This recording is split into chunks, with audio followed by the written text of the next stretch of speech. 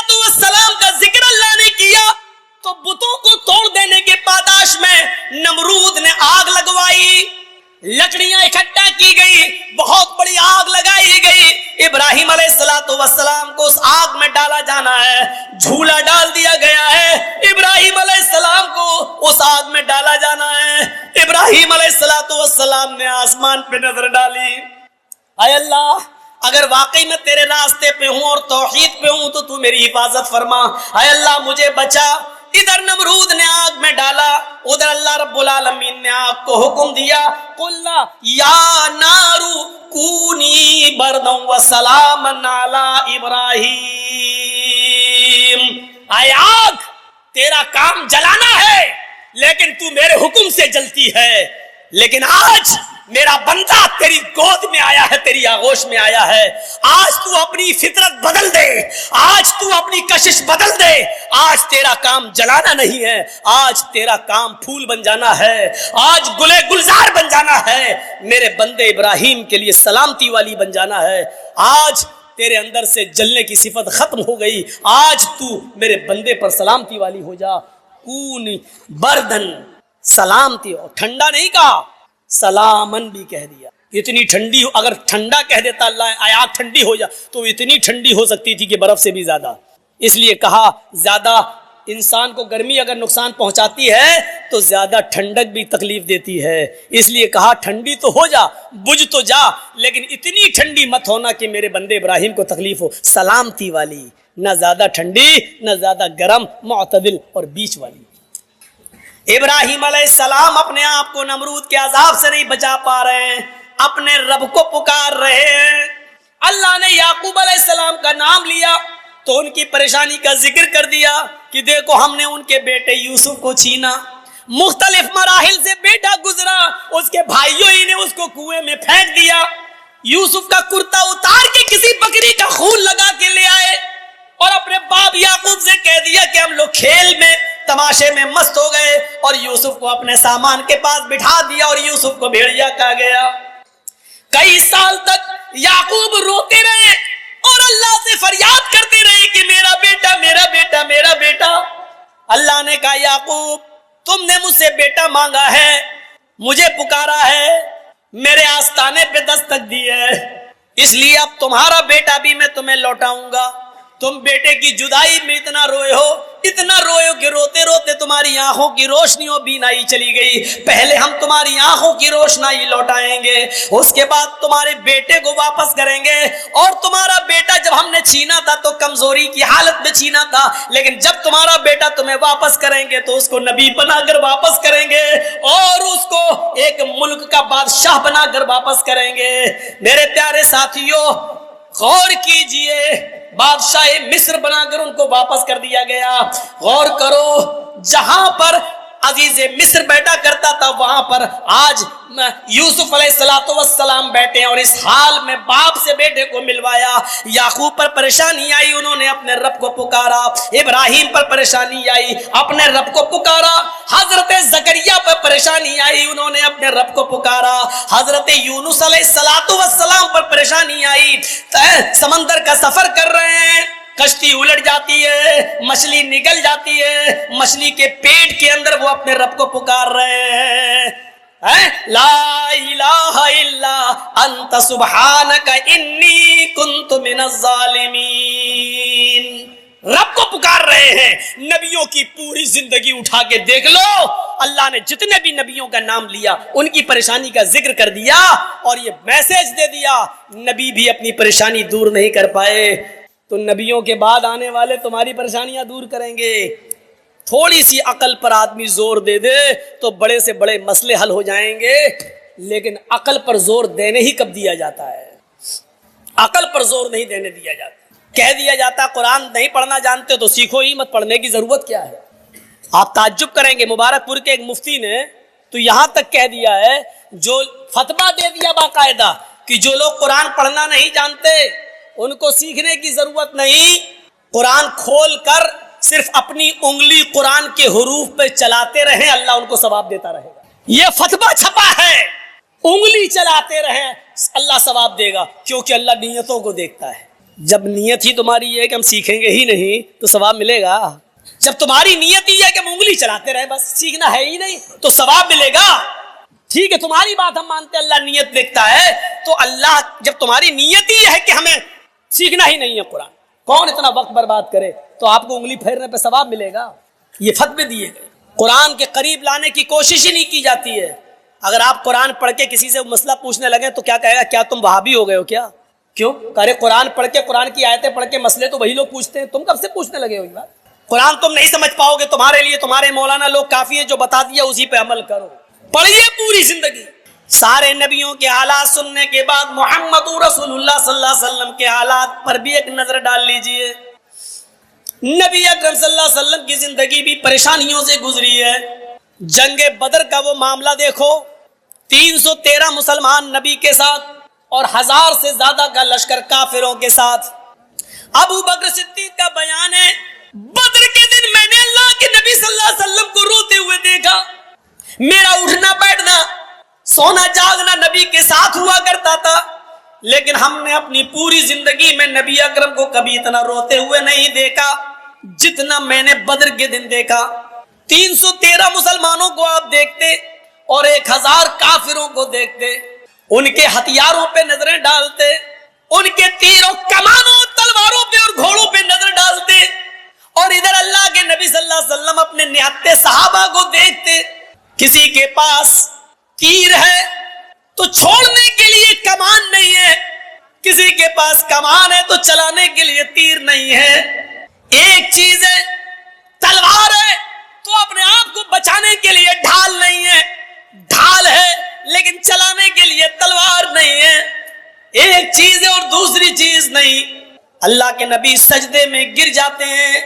ابو بکر صدیق کا بیان ہے کہ اللہ کے نبی صلی اللہ علیہ وسلم کو میں نے سجدے میں گرے ہوئے دیکھا، اور سجدے کی حالت میں اللہ کے نبی یہ دعا کر رہے تھے، اللہم لا تہلک ہذہ العصابہ ان تہلک ہذہ العصابہ لن تعبد بعد اليوم۔ اے اللہ یہی مٹھی بھر جماعت میرے پاس ہے، یہی پکے سچے مسلمان ہیں، اے اللہ اگر یہ مٹھی بھر جماعت ہلاک ہو گئی، اے اللہ یہ مٹھی بھر جماعت چلی گئی، یہ مٹھی بھر جماعت ہلاک ہو گئی اور آج یہ مٹ گئے، اس دنیا سے رخصت ہو گئے، اس دنیا سے چلے گئے، اگر آج یہ قتل کر دیے گئے، آج یہ مار دیے گئے، آج یہ ہلاک ہو گئے، لن تعبد بعد اليوم، تو آج کے بعد کبھی تیری عبادت نہیں کی جائے گی، آج کے بعد کبھی کوئی اللہ اللہ کہنے والا نہ ہوگا،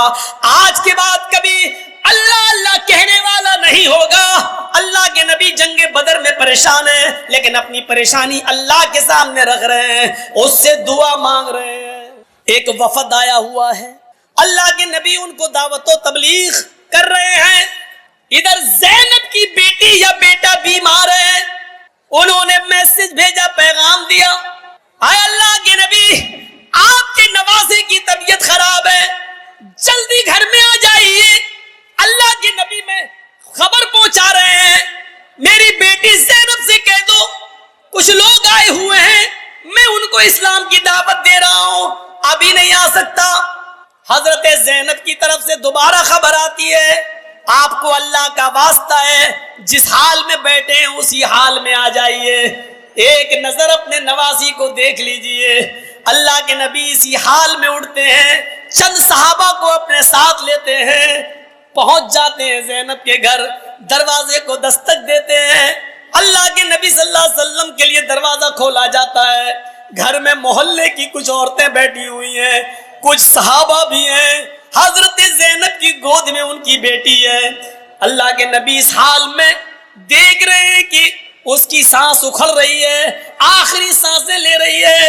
حضرت زینب اپنے ابو کی طرف اشارہ کرتی ہیں اور اپنے بیٹے کو یا بیٹی کو اللہ کے نبی کی گود میں دیتی ہیں۔ اے اللہ کے نبی، اے ابو جان، اپنی نواسی کو اپنی گود میں لے لیجئے، میری پھول سی بچی کو اپنی گود میں لے لیجئے اور اس کی اوپر اوپر دعا پڑھ دیجئے، دم کر دیجئے، آپ اللہ کے نبی ہیں، پیغمبر ہیں، آپ کی دعا، آپ کا دم میری بیٹی کو ضرور فائدہ پہنچائے گا۔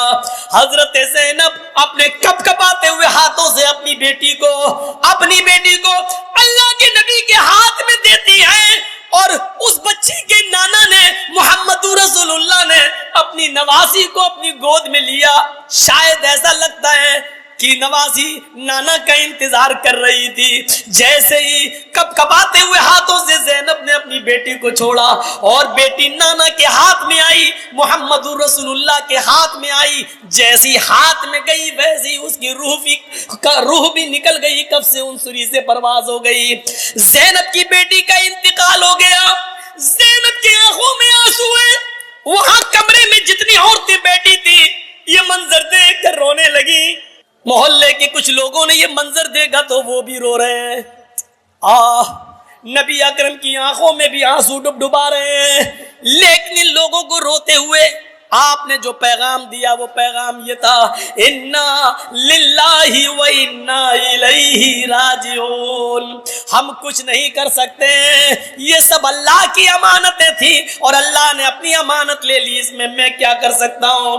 ہم سب اللہ ہی کے لیے و انا الیہ راجعون، اور مرنے کے بعد اسی کی طرف ہم سب کو لوٹ کے جانا ہے۔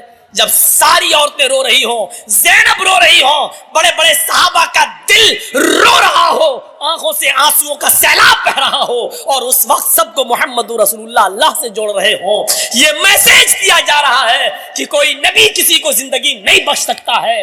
اگر زندگی بخشنے کی طاقت ہوتی تو زینب کی بیٹی کو زندگی محمد رسول اللہ بخش دیتے، لیکن نبیوں کے ہاتھ میں نہیں ہے۔ خود آپ نے اپنے 1.5 سال کے 18 مہینے کے بچے ابراہیم کو، ماریا قبطیہ کے بدن سے پیدا ہونے والے بیٹے کو آپ نے اپنی گود میں لیا جب اس کی سانسیں اکھڑ رہی تھی، اور ابراہیم انتقال کر جاتا ہے نبی کی گود میں، آپ نے بستر پہ ابراہیم کو لٹایا، اور لٹانے کے بعد جو جملے کہے وہ امام بخاری شریف کے کتاب الجنائز کے اندر درج کرتے ہیں، ان العین تدمع والقلب یحزن۔ میرے بیٹے، تیری جدائی سے، تیرے رخصت ہو جانے سے، تیرے انتقال سے میری آنکھوں میں آنسو ہیں، میرا دل غمگین ہے۔ ولا نقول الا ما يرضى ربنا، لیکن میں اپنی زبان سے ایسا کوئی جملہ نہیں کہوں گا جس سے میرا رب ناراض ہو جائے، جس سے میرا پروردگار ناراض ہو جائے۔ ہم ایسے جملے اپنی زبان سے ادا نہیں کریں گے۔ اللہ کا شکر، اللہ کی امانت تھی، اللہ نے لے لیا، لیکن وَإِنَّا بِفِرَاقِكَ يَا إِبْرَاهِيمُ لَمَحْزُونُونَ، لیکن میں غمگین ضرور ہوں تیری جدائی سے۔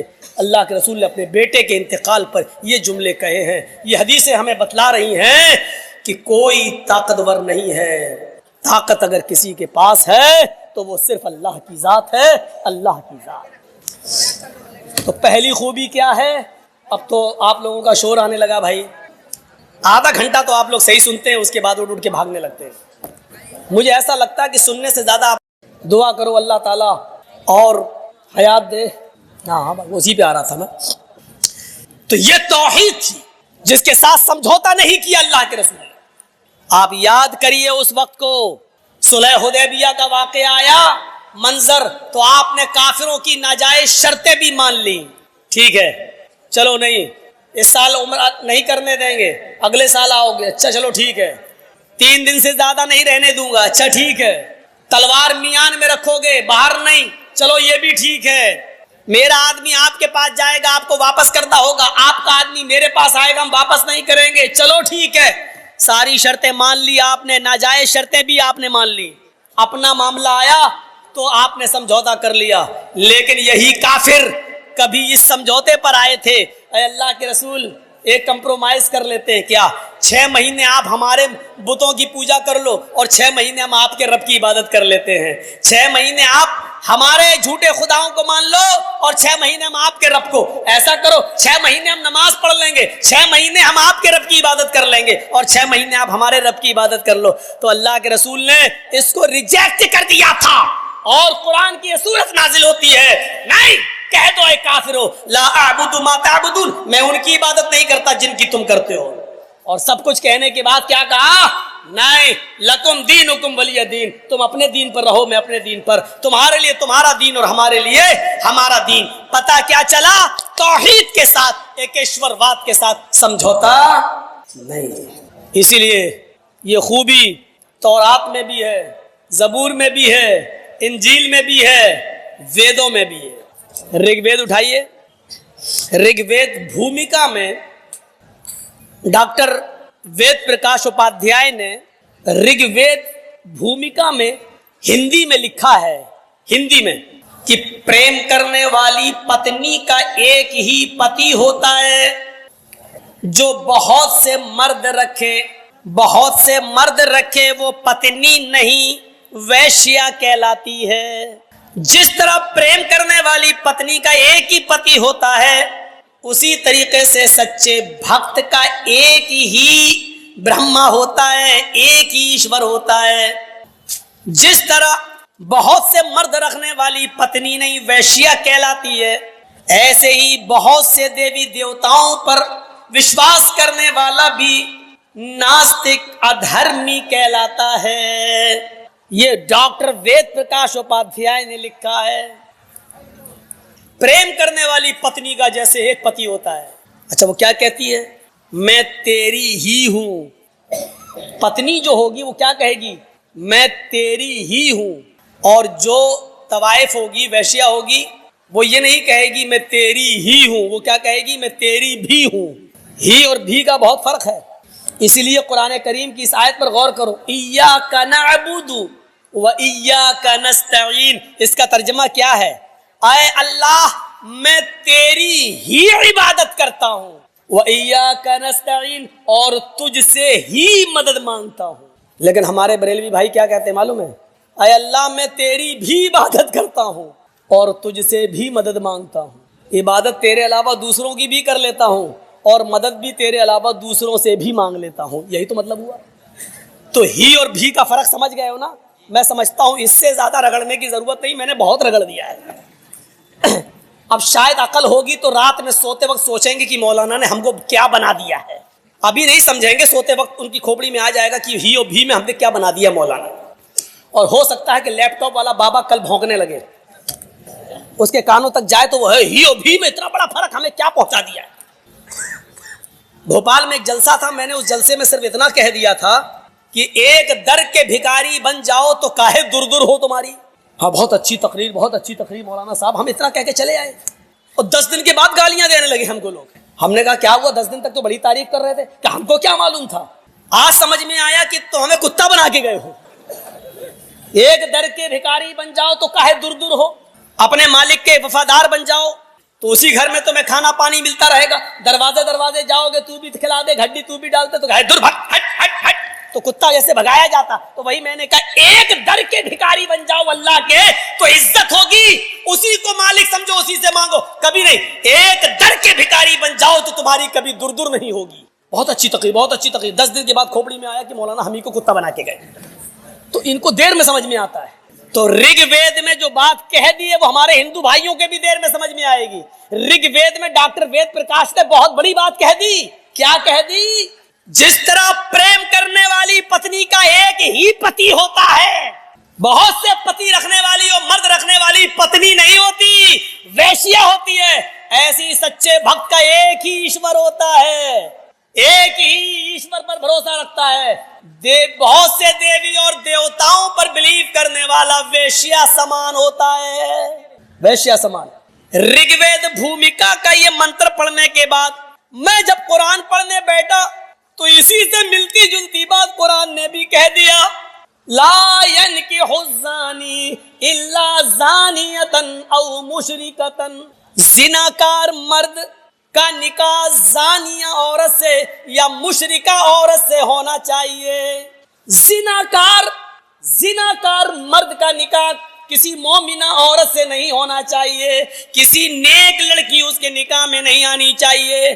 زناکار مرد کو زانیہ عورت، بدچلن عورت یا مشرکہ عورت، شرک کرنے والی عورت دے دو، اس کے نکاح میں آنا چاہیے۔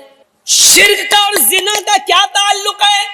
سمجھ میں آتا ہے، جس طرح زانیہ عورت مرد پر اکتفا نہیں کرتی ہے، اسی طریقے سے مشرک بھی ایک رب پر یقین اعتبار نہیں کرتا ہے۔